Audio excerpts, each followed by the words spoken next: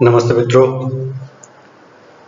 तो आज मैं आपके सामने अगली कड़ी लेके आ रहा हूँ जिसका नाम है राहिल। जी हाँ, जय शक्ति और विजय शक्ति नामक दो चंदेल शासक हुए हैं।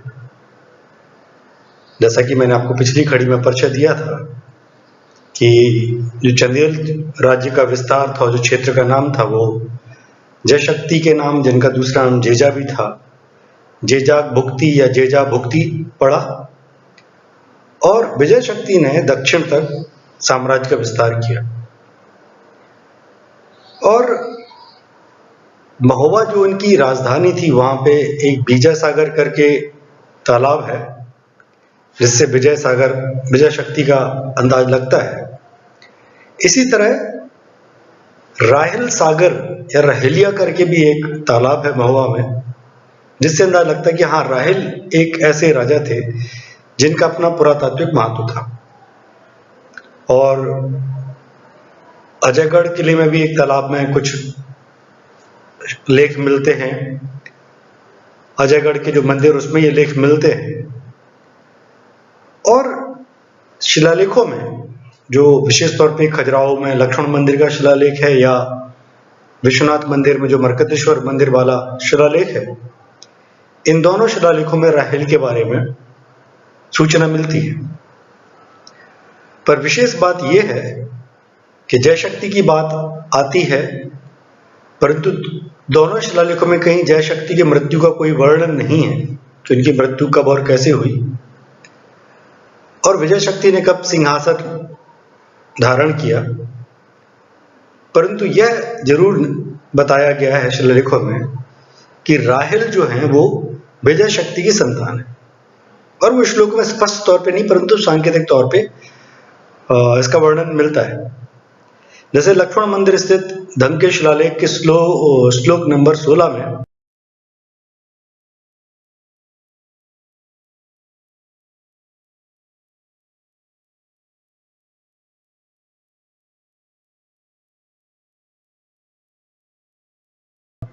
उल्लेख है कि उनके अनुज अर्थात विजय शक्ति राहिल नाम से प्रसिद्ध पुत्र के पिता बने, जिसके भय से शत्रु भी चैन से सो नहीं पाता। इसी तरह विश्वनाथ मंदिर के मरकतेश्वर शिलालेख के श्लोक क्रमांक 21 के अनुसार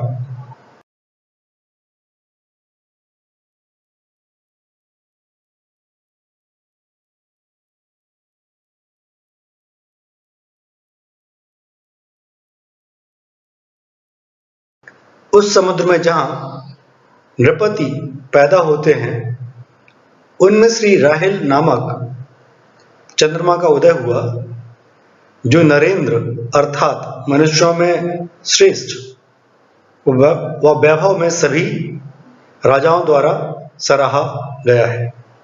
इसी तरह लक्ष्मण मंदिर और विश्वनाथ मंदिर के श्लोक क्रमांक 17 व 22 व 23 में राहिल के शौर्य का बड़ा रौद्र व विभत्स वर्णन देखने मिलता है। लक्ष्मण मंदिर स्थित शिलालेख के श्लोक 17 के अनुसार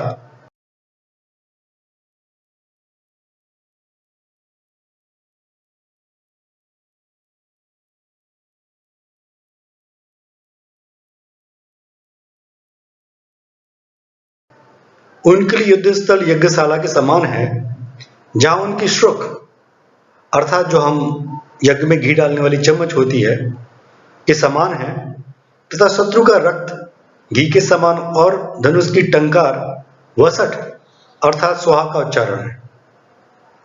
अश्रांत सैनिक पुजारियों की तरह इस यज्ञ को आगे बढ़ाते हैं, और भयंकर क्रोध की अग्नि की ज्वालाएं धधकती हैं। दुश्मन को पशु बलि की समान यज्ञ में बलि दी जाती है। इसी तरह विश्वनाथ मंदिर के मरकतेश्वर शिलालेख के श्लोक 22 के अनुसार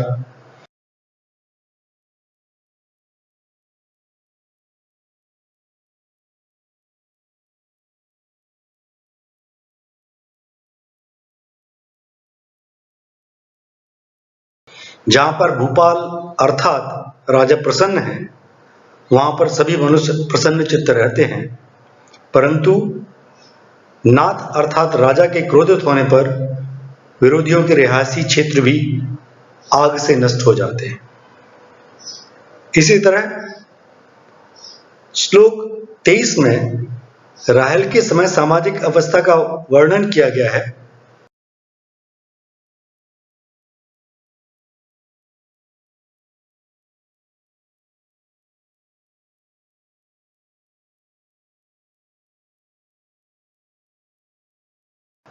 इसके अनुसार तलवारें मयानों के अंदर शांत हैं, अर्थात कोई युद्ध की स्थिति नहीं है। बाणों के सर अर्थात जो उनके पंख हैं वे झड़ चुके हैं। दुष्ट राजकुमार पक्षपात महसूस करते हैं, परंतु मित्र व सामंत प्रसन्न हैं, क्योंकि दमित लोगों का शोषण नहीं होता और खजाने का कोई दुरुपयोग नहीं करता, और गणिकाएं भी मधुपात्रों से मदिरापान करती हैं व कराती हैं।